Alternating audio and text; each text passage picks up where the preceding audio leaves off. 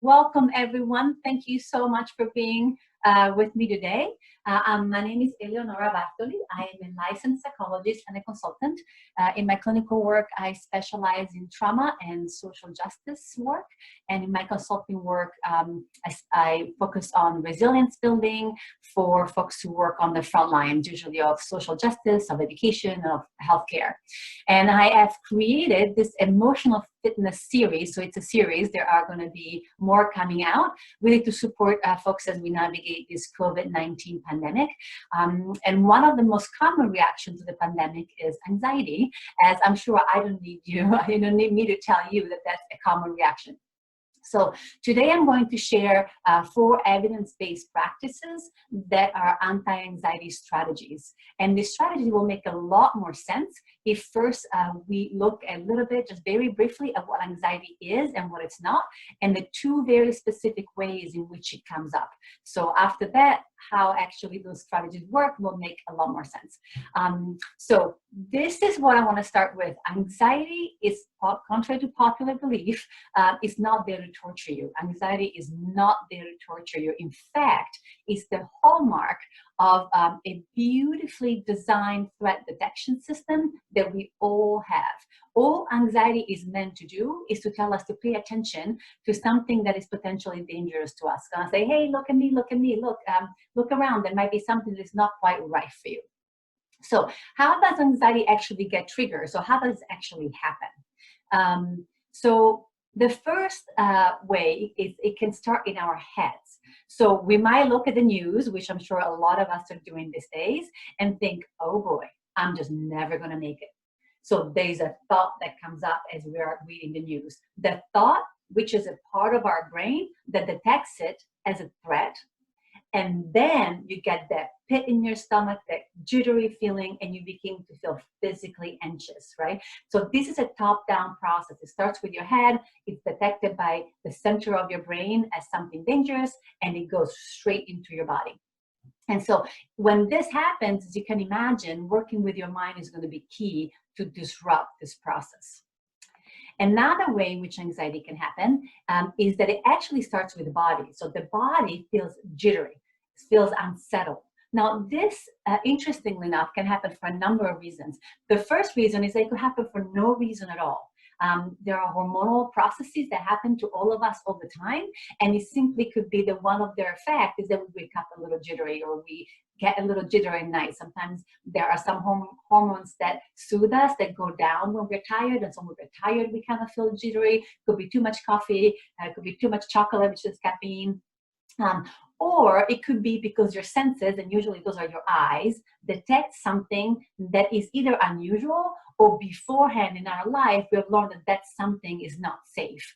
And so what happens, our body, again, is jittery, and it sends that message to your brain that yet again detects it as a threat, and it alerts your mind to begin scanning your environments for potential threats. And then it becomes sort of a way of your mind looks for something that could be dangerous. You can imagine, not just today's, but especially these days, you look around anywhere and there seems to be threats everywhere. So there are plenty of stories that then your mind creates about why the jitteriness in that very moment is warranted. So this, we call that a bottom-up process. And as you can imagine, working with your body in this case becomes key. So this is the good news, and then we'll look at the not so good news. In fact, if the danger is both real and manageable, right? If the danger is both real and manageable, all is good. Anxiety points you to the problem, right? For example, you can no longer work in person. Your work can no longer function the way it used to. Your mind solves it by moving your work online, and your anxiety goes down. You might be tired because of all the online work, and other issues might come up, but that specific danger was real and somewhat manageable, and the anxiety goes down. So the real question is, why does anxiety remain high? That's really the question. There are 3 reasons. The first one, maybe it's not a real problem because it's not true. So for example, my mind might be telling me, I'm never going to be able to move my work online. I'm never going to be able to move my work online. So in my case, that thought was not real. So, but if I keep thinking of it, you know, you can't fix what's not broken. And so because you keep not fixing it, the anxiety stays high. The second reason is that maybe perhaps the problem is not one that you can solve right now. COVID-19, need I say more, right? You can't solve it right now. It's not immediately solvable. The third reason is that the problem is actually not solvable at all. Now, COVID-19, we know it's solvable, right? Eventually, we're going to find our way out of this. However, you might not be able to prevent the loss of income that might come in the meantime. So maybe that is a problem that is not solvable. So in those three cases, the anxiety stays high. Now, the main problem is this. The anxiety stays high, and when your mind feels that the problem is not solvable because it just, that even despite the anxiety, your mind trying, nothing is happening, and it can't avoid it because it's still there, then helplessness comes up, which is not a pleasant feeling at all. Probably one of the most unpleasant feelings that we have as humans. So you can think of helplessness as the flip side of anxiety. And it works in the same exact way that anxiety does. It can start as a thought, or it can start as a bodily sensations. So the bad news is that if your anxiety stays high too long, it can quickly go into helplessness. The good news is that the same exact tools that you will use for anxiety are the same exact tools that you will use for helplessness. So let's fix it. So let's fix both excess anxiety, and then let's fix excess helplessness. So here you are. So we have 4 strategies, right? The first 2 strategies are good for when your anxiety is mild to moderate, okay? Because in fact, it enlists your ability to think and to direct your attention. And if your anxiety is too high, you can't do neither of those. But it's fine because we have 2 other strategies that will take care of that. So the first 2 strategies is when your anxiety is mild to moderate, and it enlists your ability to think and to direct your attention. So let's look at the first one. So cognitive restructuring is the first one. I'm going to give you the actual technical names for 2 reasons. Once because, well, mainly for one reason, so that you can Google them at your heart's content, and you can find all sorts of nuanced information about them. But I'm going to break them down to this 5th instruction that are easy to grasp and use. So the first one is cognitive restructuring, which is just a very fancy word for check the facts. So it's basically fact check your thoughts. That's what that means. Now, this is super important. It is not thinking positively, because it's really important to fix what's really broken. So thinking positively simply denies reality, and is, in and of itself is actually not helpful. So this is about thinking accurately, not necessarily positively, but accurately, because our minds are actually great at solving real problems. But they can solve non-real problems. So how do we fact check our thoughts? We literally ask ourselves, so let's start with my thought, right? I'm never going to be able to move my work online. So I'm going to list all the facts that prove my thought right. The first fact would be, well, I never worked online. All right, that's a fact. So you list all the facts that prove your thought right. And then next to it, you list all the facts that prove your thought wrong. So for example, well, I learn new things before. This is not the first time that I'm learning new things. Or I have a friend who works online and can help me. So those are facts. There's not opinions or feelings or hardcore facts. So I've listed all my facts that prove my thought correct, all my facts that prove my thought incorrect.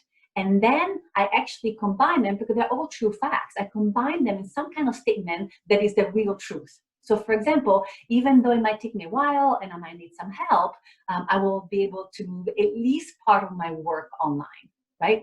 This is a much more real and therefore much more solvable and less anxiety-provoking thought. So this is how you fact check your thought. And that's a tool number 1.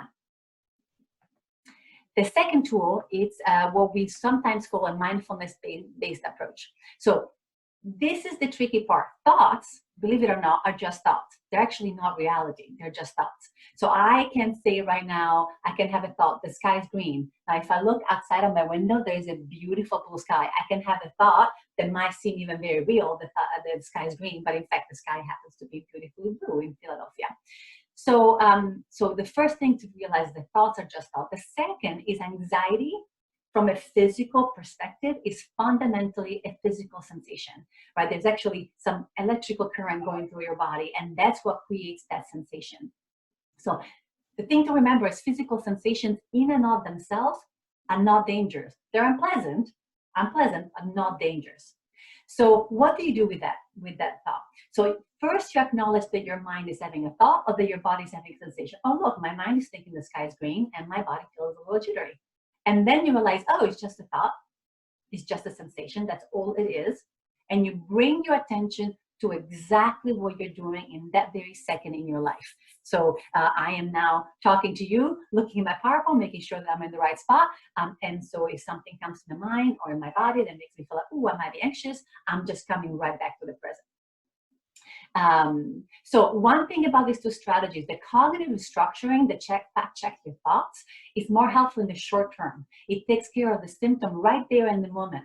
The mindfulness one, unless you're really practicing, you're really, really good at it, it's more helpful in the long term. It's the kinds of things that you're going to find that has more and more impact over time. And as you practice in a month or two, you're going to feel that your entire life is just calmer, like the 10, 15, 20% calmer. It's like putting a nice sheet of ease throughout your life. So the cognitive instruction a bit faster in its action, the mindfulness approach takes a bit more of an investment. Okay, so then of course there are times when you feel pretty intensely anxious, and you're really having a hard time using either of those strategies because your mind just can't quite concentrate. The anxiety takes over, right? So these are more action-based strategies. The first one, and they're both very simple. The first one is called exposure. Again, you can Google it to your heart's content. But the very pith instruction around it is do the opposite of what your anxiety normally tells you to do. Just do the opposite. So now this, of course, has to be when something is objectively safe. And I'll give you an example. Sometimes anxiety is right, and you really should not do the opposite. You should not jump off the window, right? But if it's objectively safe, do the opposite. So for example, your anxiety might tell you, don't ask for help. It won't work anyway. Don't ask for help. It's just useless. So the opposite of that is you would actually ask for help and go ahead and ask for help. So what happens when you do the opposite of what you used to do when you get anxious, your mind all of a sudden learns what actually happens if you do something different. So in this case, it might learn that perhaps, yeah, not everyone is helpful, but some specific people might in fact be helpful. Or perhaps not one person is not fully helpful, but if I take help from a few people, then they're actually helpful. So you give, again, your body and your mind an opportunity to see, oh, what I used to know until now, maybe it was true at some point before, but it doesn't seem to be fully true anymore. The second strategy when your anxiety is very high is straight up soothing yourself. And the best way to do this, the very best one, is by doing some kind of physical activity. Walk, run, bike, stretch, anything. Any movement that is available to you. If you enjoy it, even better, but it really doesn't matter. Your just energy has to move through your body, and you're interrupting the cycle of anxiety. Or by distracting yourself. Music, movies. I've started doing puzzles, never done them before, it's my new thing. Reading, whatever is available to you again in that moment, but distracting yourself. Those activities interrupt anxiety and allow you to decrease your anxiety enough to either it resolves by itself or you go back to the other two strategies. So these tools are proven to be very, very highly effective, I promise. But just like any medication, if you don't take it, or if you don't take it for long enough, it's not going to have an impact. So you actually have to practice them. My suggestion is to pick one strategy that you think might in fact be helpful to you, that you feel like, oh, that resonated. I can see how that could work for me. And then you practice it really intentionally for just a few days.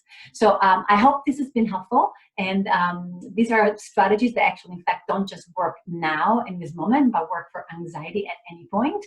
And so the more you practice, the more they work.